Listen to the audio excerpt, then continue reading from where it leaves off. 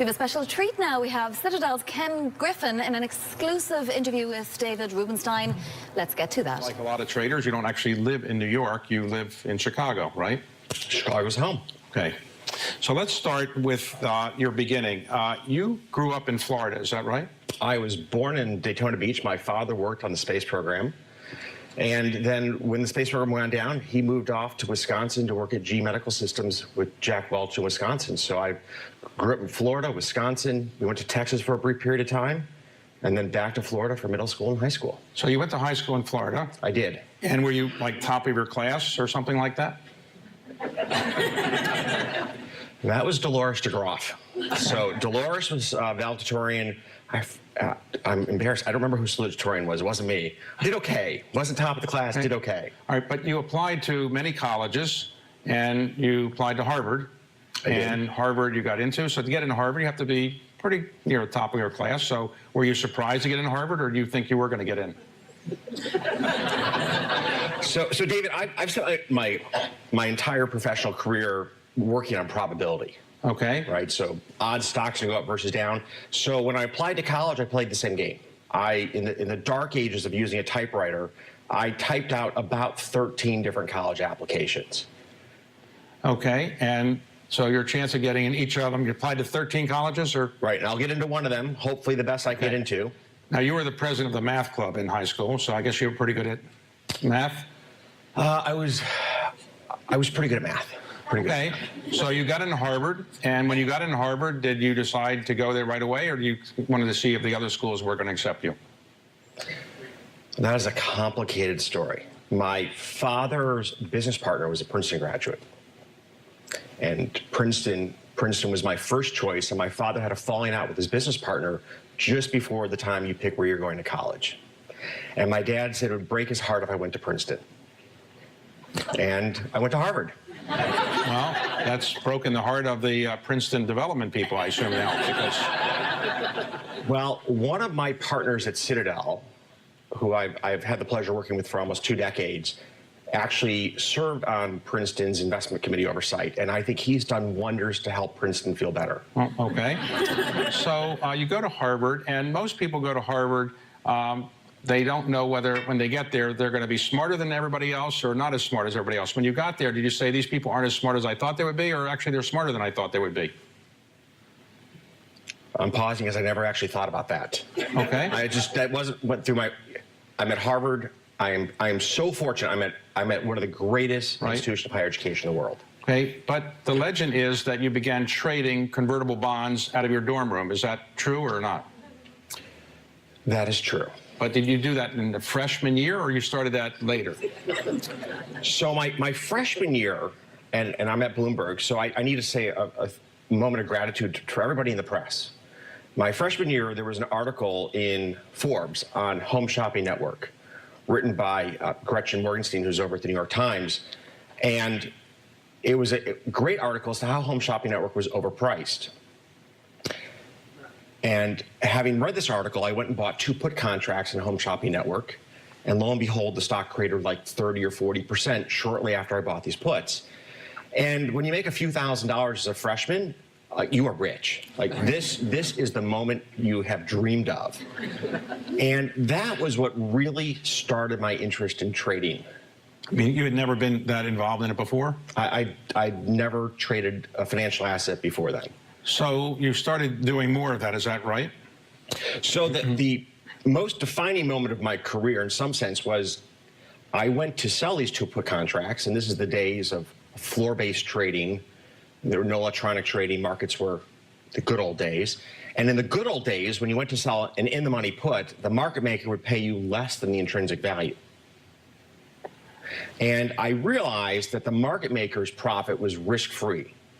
That, in a sense, you're going to get a kick out of this, $50 off of me in a risk-free way. And that really drove my interest in the pricing of derivatives, which is what led me into convertible bond arbitrage, which was trying to understand how does one price an equity derivative as compared to the common stock. Hey, but, you know, your classmates at Harvard, they're presumably doing other things, not worried about convertible bond arbitrage, right? So what did they think of you?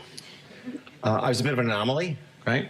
I mean, look, my classmates and I were same experiences we all had. We debate politics like rapidly. We would have fun playing soccer in the yard at sunset and hope not to run into a tree. And you'd have your Friday night fun. So it was a college experience, but I spent a lot of time at Baker Library just trying to understand and trying to learn about finance. Okay, so the story is that you installed a kind of receiver in your room so you could receive data. Is that true or is that a legend? It's true. So this is the early days of Harvard saying no to any form of business on campus. And the supervisor of the building gave me permission to put a satellite dish on top of the building so that I could have real-time stock quotes. Because remember, we're before the days of the internet. There is no way to get quotes other than, for example, a satellite dish. And I put the dish on the roof, threw the cable over the side of the building, pulled it in through the window and down the hallway into my dorm room. And with that, I had access to real-time prices to facilitate my trading. Now, did you have a roommate that said this isn't a good thing to do, or no? I purposely chose a single so I would not have a roommate that I would annoy every day. Okay, so you presumably did reasonably well. And so by the time you graduated, did you say, I'm now going to do this full time? Because what had you thought you were going to do when you graduated from Harvard if this hadn't arisen? You're going to love this. So there's two stories in that question that I think are worthy of talking about. So I work with portfolio managers for 30 years now. And timing is so important in one's career. When I started to engage in convertible bond arbitrage in '87, I literally launched in September of '87. And I was very confident as to how this portfolio would behave in a bull market and very uncertain as to how it would behave in a bear market. That the mathematics on the way down are just much more nebulous than on the way up. And so I was short more stock than my back of the envelope math would tell me to be short. And what happened a month later was the crash of '87. And so at that moment, I became boy genius.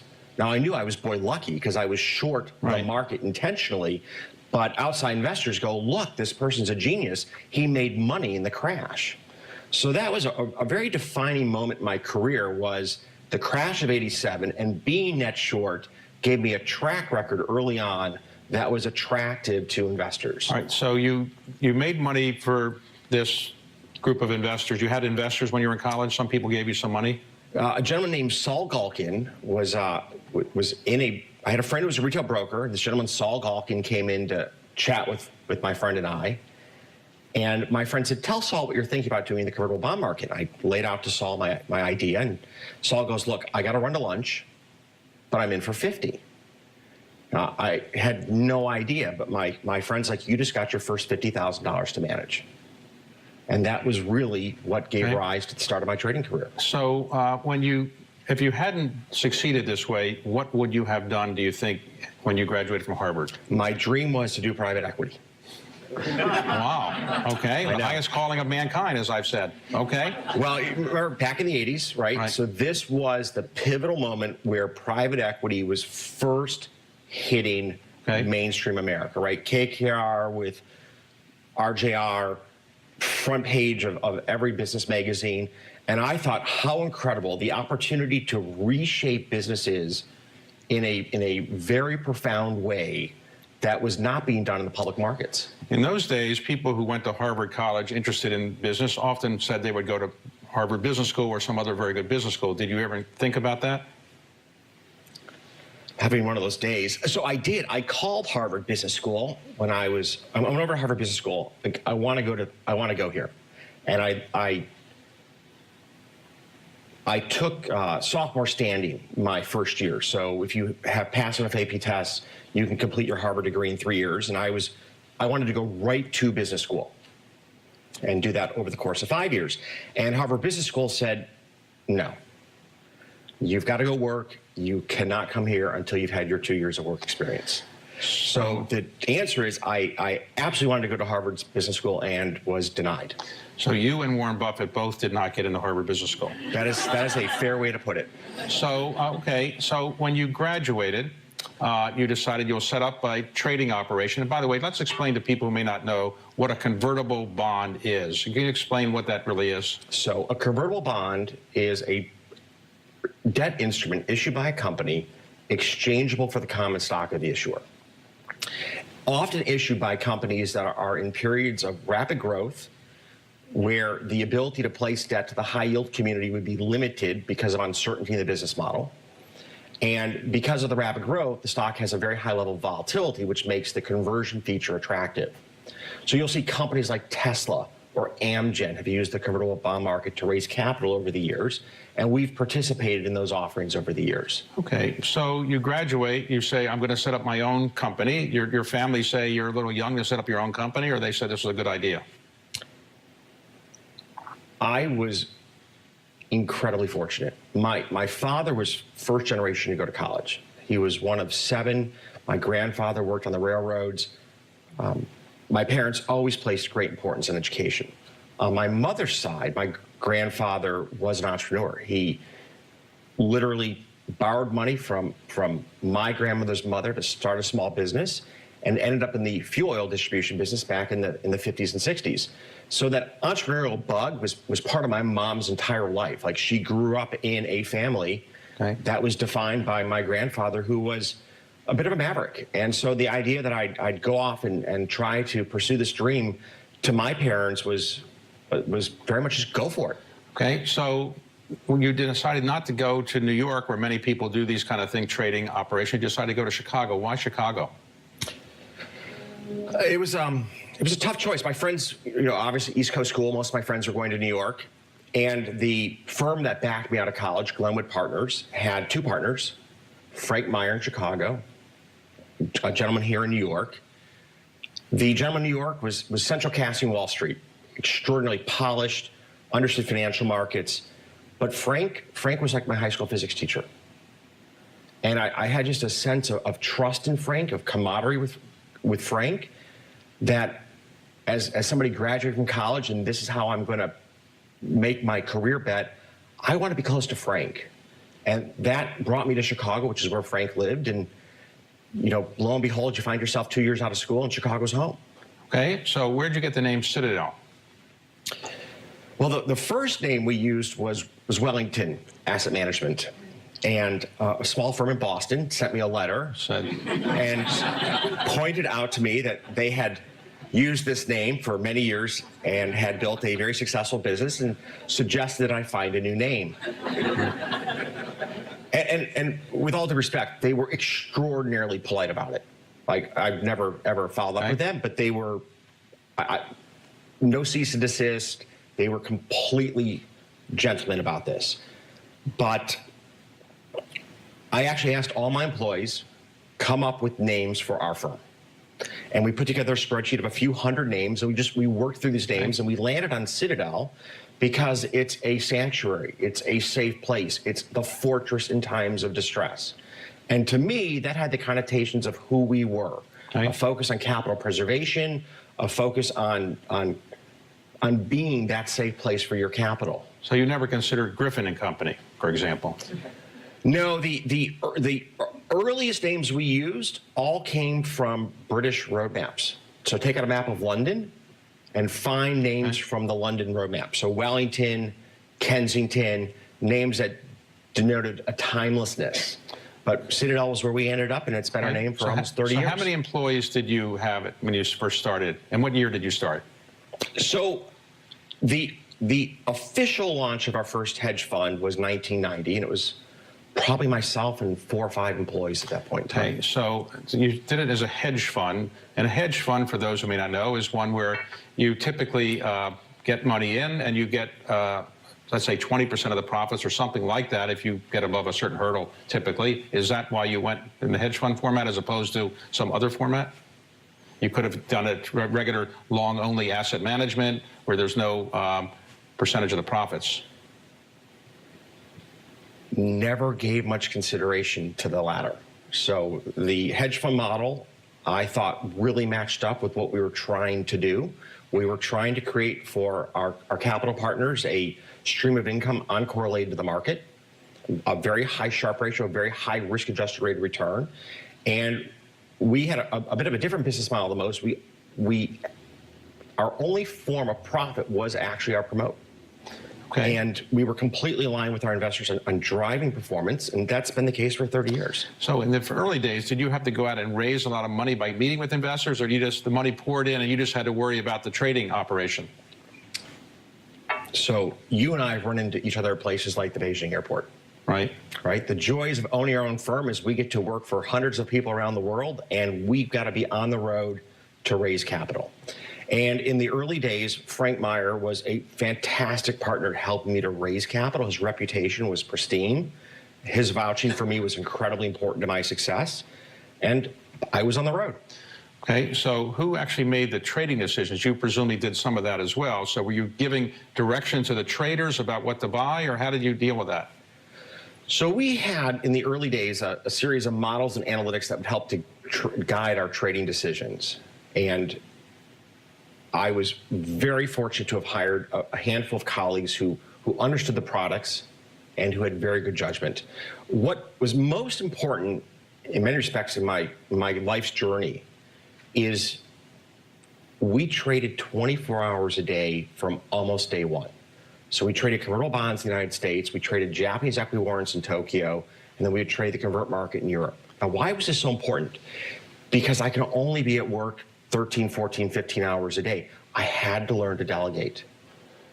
And if I look at our success over the last 30 years, it really comes down to have learned to trust people, to trust their judgment, and to delegate to skilled people. So when you use the word trading, sometimes the image is you're trading something for an hour, you see you have a little profit, you take your profit, and you go on to the next thing.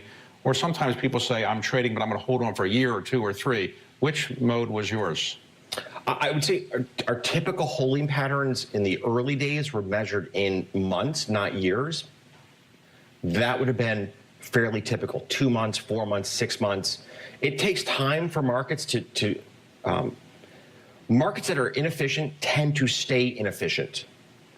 And it takes time for inefficiencies to be resolved. So sometimes when you're a trader, which I'm not, when the market moves against you, you say, well, the market isn't smart enough to know that I've made a better decision than the market for the time being, so surely it'll come back. And sometimes people wait for a long time and it doesn't come back. And sometimes people are, maybe like you, say, look, I made a mistake and I'm going to get out of it quickly. Which are you? Someone hold on till the market comes to your knowledge and wisdom, or just get out when it's going against you? All right, so first of all, the market is rarely dead wrong. And the history books are littered with people who are smarter than the market, who've lost all their money.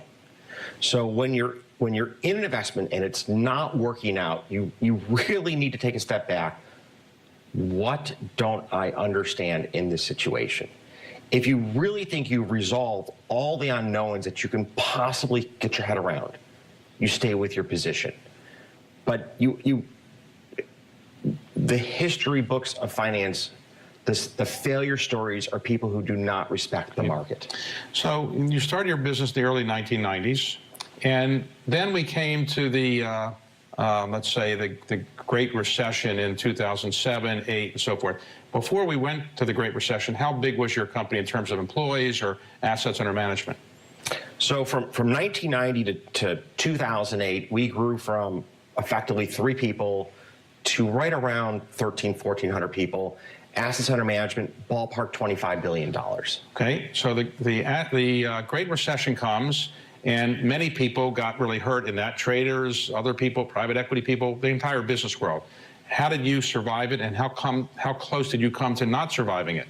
So survival is the right choice of words. It was the only moment in the history of Citadel that our actual existence was in question. If I look at the 18 years up to 08, we'd never experienced a double-digit loss. We'd enjoyed an IRR north of 20% net to our investors, never had a double-digit loss, and had been incredibly blessed. And I did not foresee the intensity of the collapse that we were going to experience in the banking system, which, being a levered money manager, put us in a very precarious position as access to financing disappeared and a portfolio of financed assets cheapened in value because no one could engage in the arbitrage to keep the prices in equilibrium. So we never lost 10%, and in 16 weeks we lost half our capital. So were you kind of nervous that the banks would call up and say, guess what, game is over? Well, we were equally nervous that the banks we would call wouldn't be in business. So it was a bit of a bilateral street at that moment in time. I remember when one of the large European banks called us to borrow money, and I'm like, this is just not a good day. Right. So yeah, it's. Did you think you might not survive? Did you ever worry about that? I'll make it very clear. I would go home on a Friday. If Morgan Stanley did not open for business on Monday, I would be done by Wednesday. And if you remember Morgan Stanley, the question was, would the Japanese follow through on their financing commitment, and their very existence was in question. So you quickly come to terms with the fact that we may not survive. And it may be an exogenous event in some sense that causes us to fail. And I have to accept that reality. And now that I've accepted that reality, what are the best decisions we can make to survive? And that was the playbook we came to work with every day. We are going to fight to survive, knowing we might fail, but we are not going to give up. Well, you did survive. Morgan Stanley survived. And now you've built your business up in the hedge fund world to what size level are you now? We're at $30 billion today. We've been there roughly the last 3 or 4 years. Okay, now, last year in the hedge fund world, 2018, was a difficult year for many hedge funds, and many of them went out of business or they shrank. You actually produced a profit for your investors. What did you do that some of the other hedge funds didn't do last year? Well, the first thing to keep in mind is there's roughly 7,000 hedge funds today. So the array of activities that happen under these 7,000 roofs is just all over the map. It's very hard. It's truly comparing apples to oranges. What we did last year is what we try to do every year. We try to keep a portfolio that has very low beta to the market. And we try to earn our returns by making calls on the performance of specific companies or specific assets as compared to other assets. So, for example, in the equity space, I work with roughly 60 colleagues who are portfolio managers. They are true experts in the industries that they invest in. And they're really trying to identify the next great success stories. And we owned Apple for years while Apple was on just an absolute tear. And this is how our business works. It's about good old-fashioned stock picking, trying to find the companies where margins are improving or revenues improving in a way that others aren't anticipating. So Bridgewater, which is a very large hedge fund, Ray Dalio, who's the founder of it, famously with, I think, 2 other people, make all the investment decisions after getting many people's input. Do you make the investment decisions, or do you delegate it to your various investment professionals? So we've been here now for about 30, 40 minutes. And in our hedge fund today, we'll trade about 3 or 4% of the entire U.S. equity turnover. There's no BlackBerry. There's no phone. Right. 99.9% of the decisions that we make, my colleagues are making. I firmly believe I want the individual closest to the information who has good judgment to make the call. There's no way from my seat that I'm going to be able, generally speaking, to make a better decision than my analyst who has covered Xerox for 5 years or has covered Amgen for a decade. There's no way I'll make a better call than they will. But I suppose somebody says, I have a really good idea, but I want to put a lot of money into it. At some level, they must come to you and say, well, we're going to put a lot of the fund in, or they don't do that even. Well, so if we look at PG&E, the California utility, it came, I was with my team on this just 2 or 3 weeks ago. This is before they filed for bankruptcy. There was a ability to lend them money on a secured basis to keep them out of bankruptcy. And literally from a Friday morning to Sunday afternoon, we put together a consortium of other investors, arranged a $5 billion funding facility, and delivered that to the board of PG&E and the governor of the state of California. So in a situation like that, where we're going to be part of a $5 billion commitment, I'm going to be involved. But the day in and day out, my colleagues are making the calls. Now, recently, you recruited a very well-known trader from another hedge fund, and it is said that you spent a fair amount of time recruiting very good investment professionals. Is that a big part of your job, recruiting others to come to Citadel? I have interviewed ballpark 10,000 people in my career. So recruiting is like, I will leave today and I will do 2 interviews today. I will do 2 interviews tomorrow. I am always looking for talent. So if somebody is watching this and they say, oh, I'm going to be interviewed by Ken Griffin, what should they do in the interview to make you like them? So what's interesting is the make you like them is a cognitive bias we have in interviewing people. And you actually want to avoid being caught in that trap. What I'm looking for 2 key drivers in a candidate. I'm looking for their passion. Do they love what they do? Do they love the problems that they work on? You know, there was a young woman who worked for us 15, 16 years ago, roughly a year or 2 out of an Ivy League school, I forget which one. And her boss came to my office and he goes, she's gonna leave. She's incredibly talented. She wants to go to medical school. And you need to convince her to stay. And I said, with all due respect, the minute she walks in my office, I will offer to write her letter of recommendation. If she wants to be a doctor, the world needs another great doctor, and I'm gonna help her make that happen. So I'm really looking for what's the passion of the individual in this field, because that passion is what drives so much of our success. The second is I'm looking for clear accomplishment. I'm looking for individuals that have a demonstrated track record of having made good decisions and having accomplished in their life. So do you look for people who went to very good schools, famous schools, did well there, or you don't really care about what school they went to? That's not a factor in the way you look at people when you're interviewing them. Look, I signed off on a hire this week for somebody who never went to college. He's an extraordinarily good software engineer. A number of extraordinarily good software engineers, they find so much opportunity young in life, they never go to college. So yes, it's helpful in the recruiting process to have gone to a great school, but if you fall into the category of exceptional, there's some exceptional people that never finished college. Bill Gates, Mark Zuckerberg. If you're exceptional, I don't really care what your background was, I care that you're exceptional. Okay, so your main business has been, as the public knows, the trading business, where you're trading in and out of stocks and hedge fund, but you have a separate business where you make markets for other companies. Can you explain that business and why you're in that business? So you summarized it correctly. We're in 2 businesses. Citadel's best known for the hedge fund. It's a 30-year history, and in an industry where the average hedge fund lasts about 3 years, we've made a name for ourselves.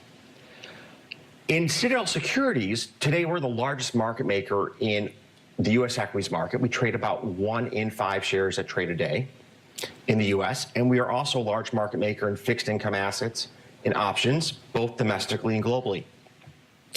And in that business, we are using a number of the core competencies that we originally derived Citadel's success from, which is predictive analytics and technology, to create superior pricing for people in the marketplace that want to trade. So can you explain to those who may not know, a market maker is saying, I'll buy your stock, and you pretty much have somebody else lined up to sell it to, and you're making a spread on it? Is that how it works? No, so I don't have the other side, and that's what makes me relevant. So exchanges work perfectly when you have a concurrency of interest in buyers and sellers. So you want to buy something at the exact same moment someone else wants to sell it. Now, that almost never happens. Even if you vary in time by just a few seconds, it doesn't happen. We stand in the middle, willing to continuously buy and continuously sell, so that a retail investor or an endowment or a pension plan can get what they want to get done instantly. That's what we do as a market maker. We inventory the risk, and then we recycle the risk into the marketplace when the other side materializes. Now, back on your hedge fund business, I want to make sure I understand. You guys are looking at stocks or bonds or other kind of instruments and making your analysis, but you do not do the so-called black box kind of investing where you have complicated mathematical models and the computers almost make the trade. That's not what you do? We do that too. Okay. So in the hedge fund, the biggest business is really good old-fashioned stock picking. And that comes down to my colleagues, and I take my hat off to them. It's knowing the management teams. It's knowing the corporate strategies. It's knowing all the things that you think about when you buy a company. That's what drives our success. Now, we run a large statistical equity arbitrage strategy in addition to that, which is based on the mathematics of finance. So if one stock outperforms another in a very brief period of time, we'll try to take advantage of that momentary discrepancy. So we will do that in the hedge fund in a fairly significant way. So as you look at the economy today, 2019, as we're talking today, are you worried about the U.S. economy? We haven't had a recession for about 10 years. Are you worried we could go into another recession or not? So if I look at the leading economic indicators, we still appear to have fairly clear weather ahead of us. There are some dark clouds out there, and in particular, the trade dynamic between the U.S. and China is a challenge for both countries. I really hope that Xi and Trump can come to a good understanding of how to create a necessary win-win for our two countries. Let's leave that aside. The U.S. economy, look, labor market is incredibly firm. We're seeing real wage growth that we haven't seen in a decade, and an absence of inflationary pressure. So this is a really good point in the American economy. Now, you had your annual investor letter, and in it you talked about three things in particular that you were concerned about. One was Brexit, one was the U.S., China, and European U.S. trade relationships, and the third was Italy. Why did you pick Italy as a major issue of concern? So Italy is the highest risk of being the next Greece in Europe. And we're in this very unusual moment in time with this idea of modern monetary theory, which is just ridiculous, that countries can run large deficits with no consequences. Everyone seems to forget the story of what happened in Greece just a few years ago, which absolutely devastated their economy. And Italy, the combination of a rapidly aging population, very, very poor policies with respect to the labor market and growth, is creating a debt dynamic that's unsustainable. There was real trepidation last year in the market that Italy could potentially default. In fact, the incoming Italian political party floated the idea of a write-down of part of their outstanding debt, and it completely spooked the financial markets in Europe and globally.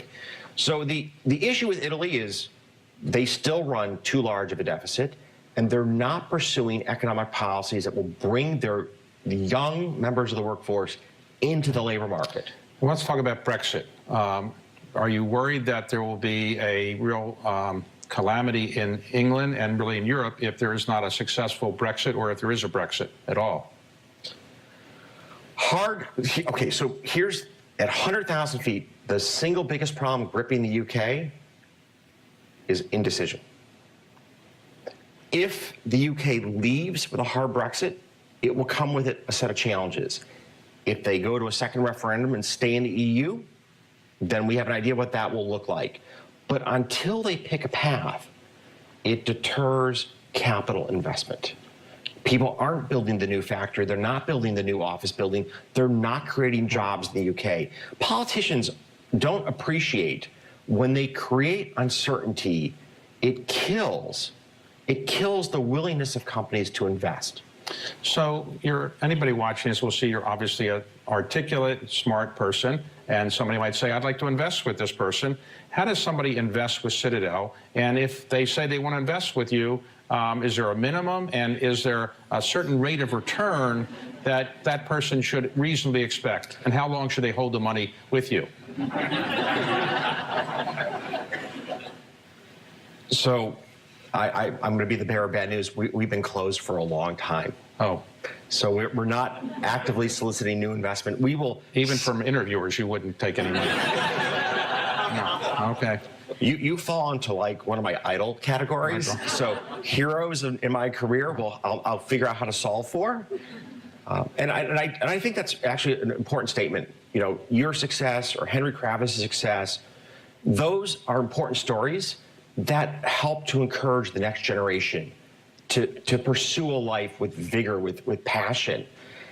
So leave that aside. We're closed to new investment. You're closed. Okay. So, but let's suppose I'm already in, fortunate enough to be in. What kind of rate of return should I be expecting to get from my investments with Citadel? 5%, 10%, 15% annual? So you and I are both in the managed expectations downward business. Right. So that we can produce positive surprise, right? Okay. And welcome to corporate America. And you know, we tell our investors, let me tell you our internal talking points. We're going to be top quartile in the industry every year. That's who we want to be. Some years we'll be in that top decile. Some years we'll be in that top quartile, but that's where we want to be year in and year out. And like I said, for us, it's a every day, the new idea, how do we drive a new portfolio of new opportunities? So when you've built a business as successful as yours, obviously money accrues to the owners of the business. You are the principal owner of Citadel. You have other partners, but you're the principal owner. So your wealth has created opportunities for many other things, including philanthropy.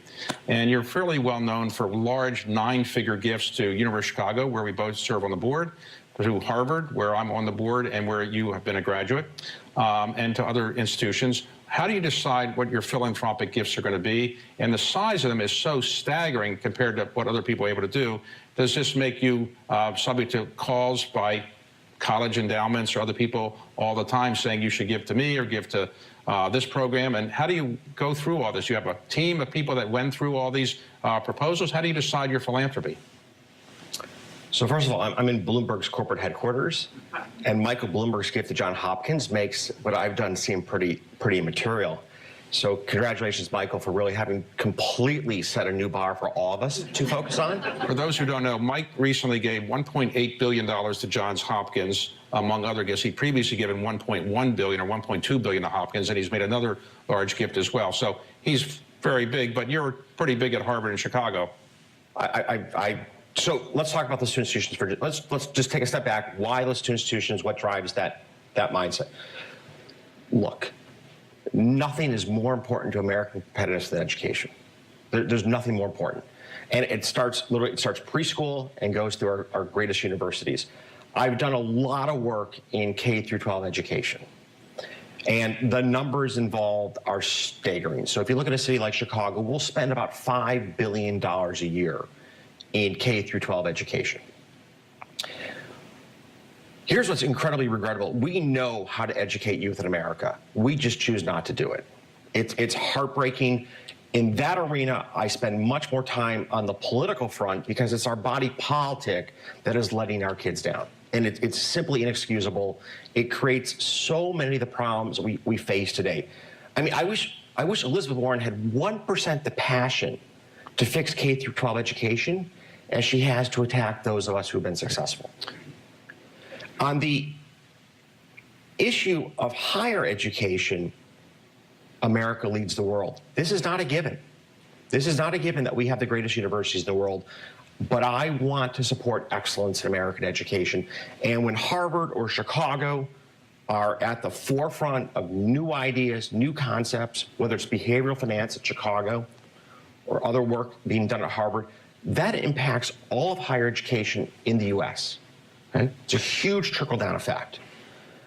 So Harvard, near and dear to my heart because of what it represents. It represents really the greatest body of ideas that we create in our country in academia. And University of Chicago has a place very important to my heart for two reasons. A number of my colleagues at Citadel are U of C graduates. They've helped me build one of the great financial services firms in the world. And then Bob Zimmer at the university. He's the president. He's the president, yes. Fights every day for free speech. And I know it seems, I'm in an incredibly receptive audience. This is the press.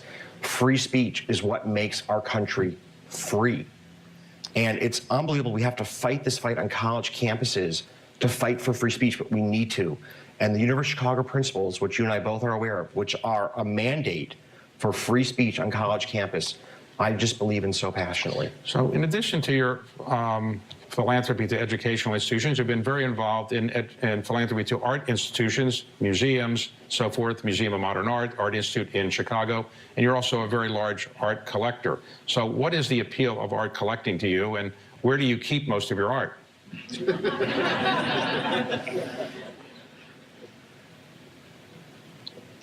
So I actually have a painting at home that I did, and it's so profoundly ugly, it's beyond imagination. Like, I have zero artistic skill. So maybe my love for art reflects my admiration for a talent that I'm so dearly lacking in. But it started about 2 decades ago. I was here in New York, Sotheby's. They were auctioning off a collection, and The Little Dancer, age 14, by Degas was there. It's a iconic sculpture. There's one at the Met. And she's so determined. She's not going to be put in her place. She's so determined, and it appealed to me so much. That was the pivotal moment that started my interest in art, was that work. For the record, I was outbid. I tried to buy it. The hammer went down. It wasn't my bid. I wasn't willing to go that far. And I've never been so frustrated in my life. But you've never probably been outbid again, right? I have been outbid again. Okay. There's some level of discipline, but I hung up the phone, and then I called Sotheby's the next day and offered more money to the buyer. So that was my start of a passion in art. And I really do believe art is one of the areas in which we can find a common ground as society. We can find an appreciation for art that brings us together. My art collection's almost all at the Art Institute of Chicago. It's been there for years. Okay, so you're going to have your own art museum. Some people who have art collections build their own museums. Are you thinking of that? No. Okay. No, I'm not. For me, the fact that 700,000 to 1 million people a year will have a chance to see some of the greatest works of art of our culture that I'm fortunate enough to own, I have great satisfaction in that. So in recent days, or let's say recent year or so, you've become well known as well for buying a lot of real estate. So you have bought the most expensive apartment ever in New York City and maybe in the United States. You have also bought a lot of property in Palm Beach and in other places, London, so forth. So you've gotten a lot of attention for this. Is the attention disturbing for you? And why have you bought all this real estate? You can't live in all these places. So what's behind it? Well, you and I would probably be in competition for hours spent on a plane. Right. I think I probably spend 800 hours a year on a plane. So I'm actually in New York every single week. We have hundreds of employees here. We pay the New York investment banks roughly $1 billion a year in revenues. So this is my second home in some sense. This is home away from home. We run a huge number of our businesses from New York today. This is a huge part of Citadel's footprint, and I'm here all the time. I have 3 little kids. My ex-wife and I have debated, do we make New York home? And the apartment represents the possibility that this might be home for me, and okay, Citadel might be headquartered in New York one day. I'm a bit frustrated by the political winds in the city over the last few months. Amazon opting out of New York is heartbreaking. It's heartbreaking because when you bring a firm that is such a great user of technology into your city, it's not just about the success story of Amazon, it's about the fact that you now have a talent magnet that creates an entire ecosystem of success stories around it. So if I look at Chicago, a huge number of the hedge funds in Chicago are my former partners. Magnetar, run by Alex Litowitz. Alex was an incredibly talented investment professional, $15, $20 billion hedge fund. So when you see success stories, those success stories are not only success stories unto themselves, they plant the seeds of other success stories. So like in Florida, where you grew up to some extent, you have bought something down there. Are you going to live down there for part of your life? I will one day retire to sunny South Florida. Okay. That day keeps moving out. It's like a 20-year Ford that just keeps rolling forward. But I grew up just 20 miles away from Palm Beach. I love being down there. You'll love this. I hate cold weather. I can't stand cold weather. Well, they have any of that in Chicago? Or? We have a little of it. Okay. So any chance I get to escape cold, I take, because nothing drives me crazier than being cold. My son loves it. It drives me nuts. Dad, can we go skiing? I want to spend my weekends being even colder. Now, you're obviously a successful businessman, philanthropist, art collector. Your parents must be very proud of you. So do they call you to tell you how great you are? Do they still give you advice? How do you honor them? And recently you were honored by the Robin Hood Foundation. Your mother came. Was that a great thrill to see you be honored and your mother was there? Look, I'm certain Mom's proud of me, just as I'm proud of my children. We're all proud of our children. And I think my mom, we don't talk about it much. I saw my mom yesterday. I was at a conference in Boca Raton. My mom's down there for the winter. We went out and had a quick drink together. And I got parenting advice, like how to be a better parent. And we talked about raising children, because that's near and dear to my heart. I have 3 little kids, and Mom's going through, in high school, here's how I thought about trying to encourage your interest and so on and so forth. Parenting advice. Does she ever say, well, where do you think the markets are going? Where should I invest? Or does she invest with Citadel, or she does her own thing? Mom's all set. Okay. Mom's all set. Happy that Mom doesn't need to worry about it. One of the problems of wealthy parents, among other things, is that raising children who don't have the wealth as a big burden to some extent. How do you deal with your wealth and your visibility and your kids? How do you isolate them from that, if possible? It's a great question, because in this day and age, I mean, my son is known for years. I'm the most successful business person in Illinois. He's known this for years. You read the newspaper in Chicago, it's right there. All right, so how do you deal with that? One way in which I deal with that is the University of Chicago has a school for the faculty. It's the University of Chicago Laboratory School. It's for the faculty children, called the lab school. Called the lab school. And you ready for this? My kids fall in the category of diversity. Because they're not faculty children. And they go to University of Chicago's laboratory school, which is majority faculty children. It's a school, let me be clear, I'm like second fiddle. I don't have a Nobel Prize. What matters at that school, the currency of success, is how smart are you and how smart are your parents. I have no Nobel.